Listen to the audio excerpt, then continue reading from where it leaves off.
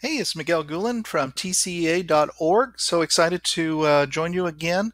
And I really appreciate all the feedback y'all have offered about my previous video series focused on Microsoft Classroom.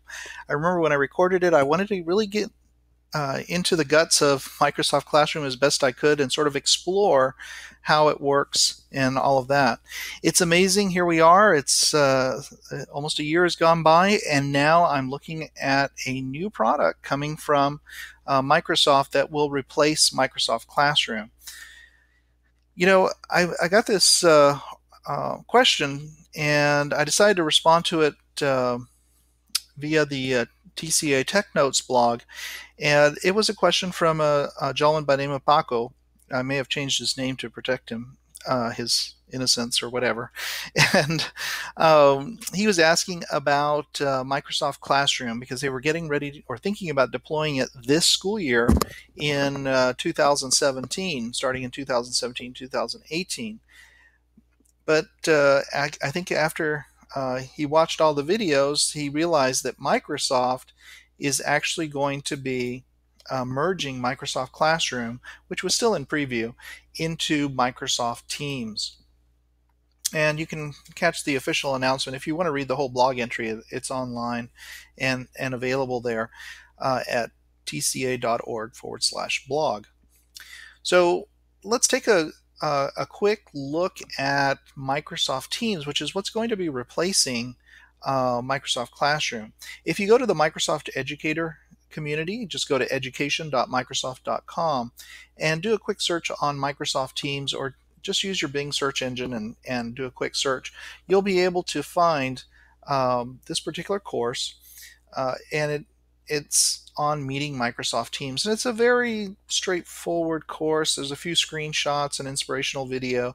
What I want to call your attention to is the Getting Started guides. So if you haven't seen the Getting Started guides, you definitely want to check those out and look at them. There's one, as you can see, for educators and IT admins and school leaders. So these will provide some background information that's tailored for those particular audiences. So I'm not going to spend any time going over those particular guides. I want to get directly into Microsoft Teams. When I go to Microsoft Teams on the web, which is at teams.microsoft.com, you'll see that I've got a pretty simple interface, and I'm actually already logged in because on your Windows device, it's going to try to pull your account, and I already have my account set up here. But I have to tell you, when I first tried to log into Microsoft Teams, it didn't go this well. Actually, I couldn't get logged in; it would fail. And so what I found I had to do was actually log out, because it was logging me in with a personal account, a Microsoft account, rather than an Office 365 account. And so that was one of the challenges that I encountered. And fortunately, I ran into a blog entry that sort of walked me through, hey, all you need to do is log out of Microsoft Teams, log out of your browser, log out of the app that is available for Teams, and then you can log in with your Office 365 credentials. Once you do that, you'll get access to all the things I'm going to share with you right now. Now you can see the web interface looks pretty straightforward, but notice there is a desktop app that you can download. I'm not going to download it because I already have done that, and it works great. As you can see, it looks just like the web. Here it is, and very similar. So I would recommend just using the app if you can. It's also available on your mobile device, and we'll explore that in a future video. So you can probably explore each of these options over on the left hand side. There's these little icons, navigation icons, and you'll see a variety of different things that you can do with Microsoft Teams. Notice that there's an assignment section and apps that you can take advantage of, and we'll take a quick look at each of those in just a moment. I'm going to jump over to the Teams section, and you can see that there is a section here that says add a team. You can create a team here, or you can just come and click on suggest, where it says suggested teams, and click on create team. Now when you're working in Office 365 for Education here, you'll see that there is uh, several different types of teams that you can create. There's one for classes. Uh, so this is be teachers and students interacting with each other. PLCs, professional learning communities. Really fascinating that they've put that there, and I think that's really going to appeal to campuses and or campus teams that are hoping to learn from each other and learn with each other. And then staff members.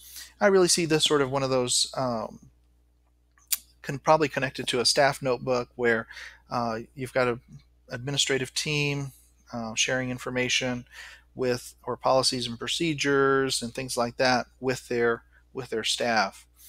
It's great that they've differentiated between PLCs and staff member teams. And then, of course, anyone, students and school employees collaborating in interest groups and clubs. We're going to start with classes. I'm just going to quickly jump into that, and I'm just going to call this classroom, call it Mr. Goulin's writing workshop. To keep it a virtual space.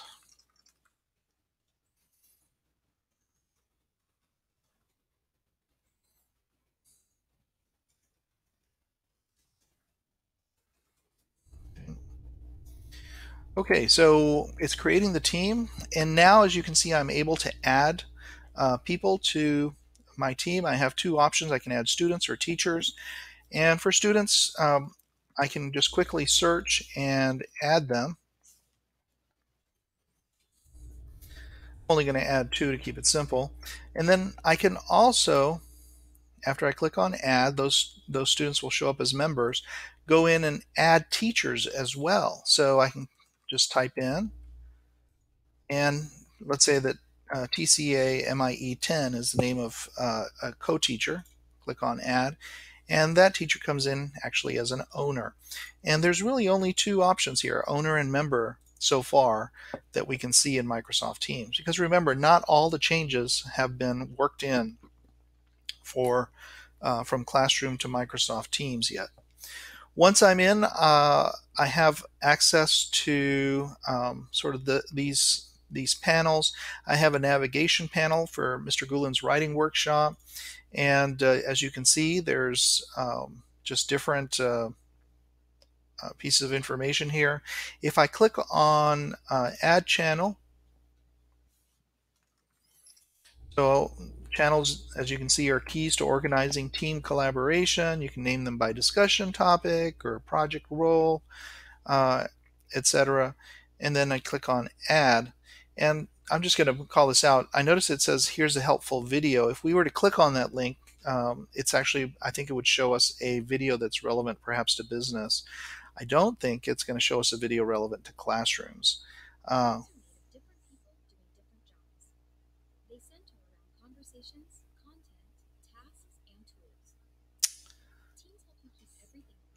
So as you can see, it gives us this team, but of course it's Northwind Traders Marketing.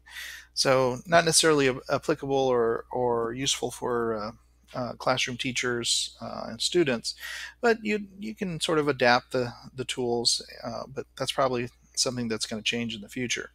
I'm going to go ahead and click Add, and I should get another channel, and it's going to be Group 1. And for Group 1, this would be someplace where I can add particular people to. So this is where I would be able to have a conversation.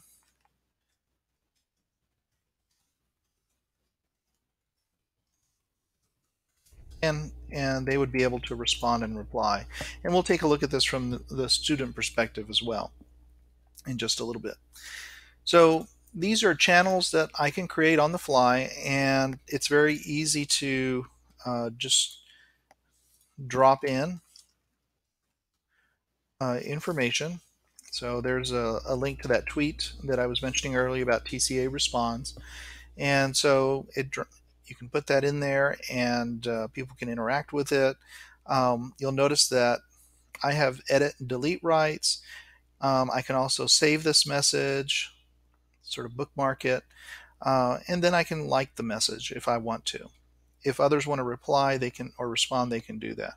So that's pretty much the conversations, and I think a lot of us are probably familiar with this approach because we've had the chance to participate in different ones.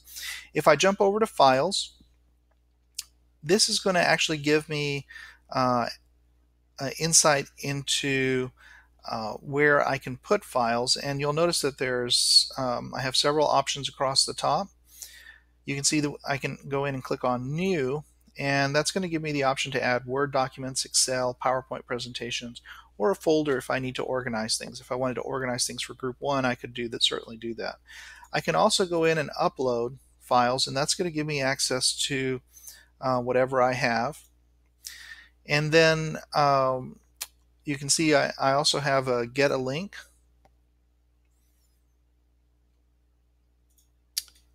And that will get a link to the files that I'm sharing, and that makes it easier to share with other people.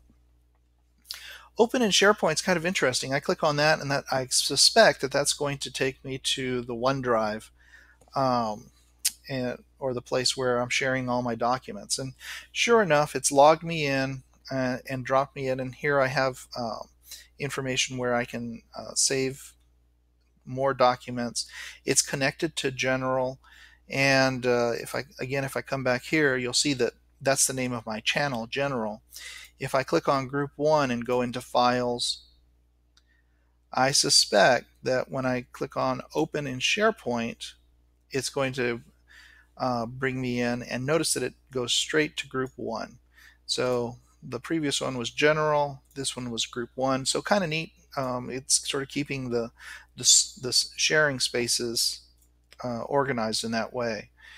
The other part is Add Cloud Storage. So when I click on Add Cloud Storage, you'll see that there are several things that are added here. There's select your cloud storage provider to add a folder to this channel. And it provides support for SharePoint, Dropbox, Box, and then ShareFile and Google Drive. So all of these are just different places where you can access things. I'm hoping they're going to add a few more cloud storage providers here.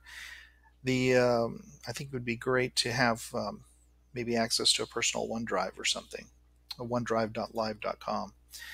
So again, that's where we're pretty much the files area. Now, in the Notes section, when I click on Notes,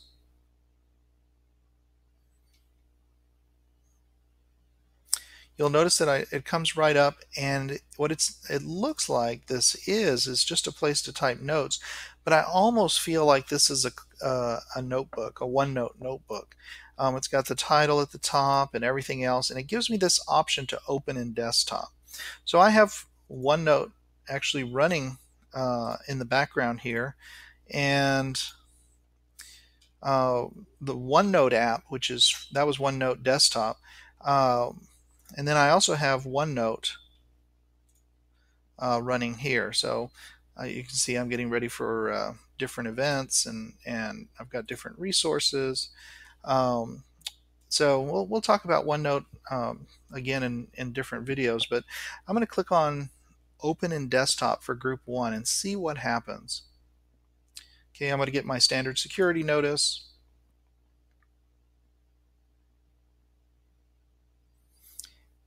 And it's doing that same thing that it always does when you click on Open in Desktop. It's actually reaching out to OneNote and getting a copy. OneNote is reaching out to the cloud and grabbing a copy of that particular notebook space. As you can see, it's pulled in collaboration space. It's got Group 1 notes, and now Group 1, if they wanted to, could come in and type in stuff. They could add things. They can put, let's say, team meeting, and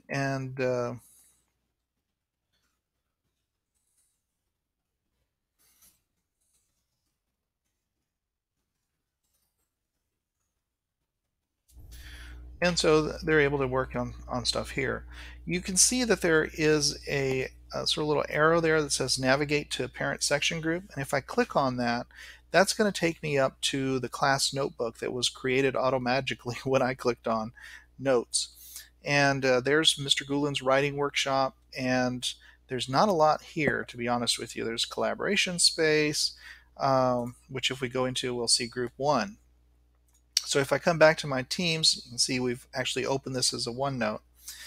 If I come back to Mr. Goulin's writing workshop or general, here we go, Mr. Goulin's writing workshop, I have an option for class notebook. And when I click on class notebook, you see that it says the class notebook has not been set up yet. Even though it says that, we know that's not necessarily true because well, something has been set up for it, and that was that that particular group one was able to access notes in a collaboration space. That's part of this notebook, but they haven't sort of added all the students that are part of this. So I'm going to go ahead and just click on the setup and get it going. Again, as you can see, when you're setting up a class notebook, there's collaboration space, content library, and student notebooks. I'm not going to click next yet. I want to come back and focus on this a little bit more in just a little bit. But let me jump into another area that's part of Microsoft Teams, which is the assignments portion. And when I click on the assignments, you can see that I can look at things in a week by week, and then I can also view progress on where students are turning in and give feedback. So this is the schedule, and this is where I actually review where students are turning things in. I'm going to click on New Assignment just so you can see what it's like to add a new assignment.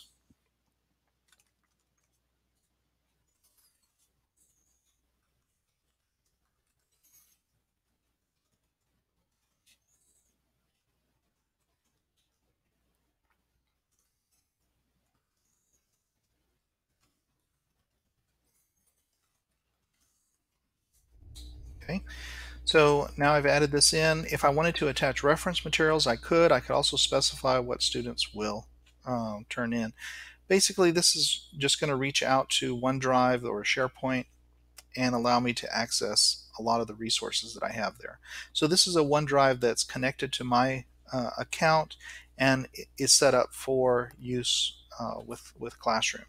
So I would be able to come in and just pick something and it will be there. I also have the option to upload from my computer and put it out there.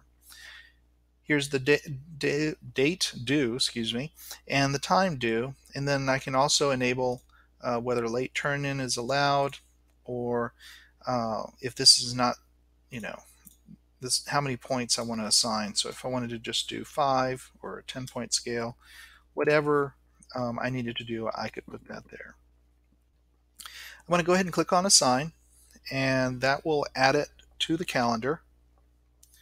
And as you can see, the assignment is due Friday. It tells me that turned in is 0 out of 2. And it's in Mr. Goulin's writing workshop, and the assignment is haiku poem. So very simple. And now that when I click on review, I can actually see that these two students have not turned in their work. And of course, I haven't graded it yet. I'm going to go ahead and stop here, and I think this gives us just a quick overview of Microsoft Teams. Thank you so much for watching this video, and I do want to invite you again, if you haven't already, to visit the TCA Tech Notes blog. We have, if you go to tca.org/blog, and if you do a search on Microsoft or go to the category /Microsoft, you'll find a lot of different resources that are focused on Microsoft tools, and these may provide you with some additional information you don't have. Again, my name is Miguel Goulin, and I'm a Director of Professional Development for TCA.org. You can find me on Twitter at MGUHLIN. I hope that you'll follow me on Twitter, and that'll enable us to connect and get to know each other. Take care, and again, thank you for watching this video.